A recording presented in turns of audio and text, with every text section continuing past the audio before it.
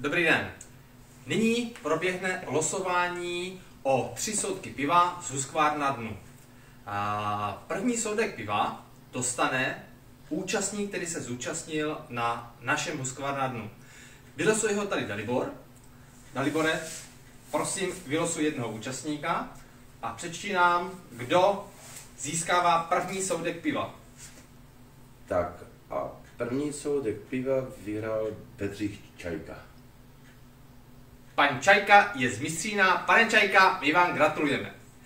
Druhý soudek piva nám získá pan, který si koupil nejdražší výrobek na Husqvarna dnu. Nejdražší výrobek si koupil pan Konečný, je to traktor značky Husqvarna. A co s třetím soudkem? Třetí soudek piva necháme na losování. O třetí soudek piva bude hrát ten, kdo uhádne, jaký výrobek se líbil nejvíc Daliborovi na předváděcí akci.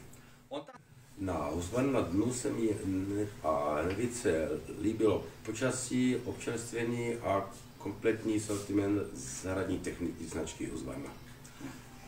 Tak, vážení, teďka se zeptám Dalibora, který výrobek se mu nejvíce líbil na Husqvarna dnu. Vy hlasujte a ten, kdo uhádne správný výrobek, který se jemu nejvíce líbil, toho vylosujeme a ten obdrží třetí soudek piva. Dalibore, prosím tě, který výrobek se ti nejvíce líbil na Husqvarna dnu?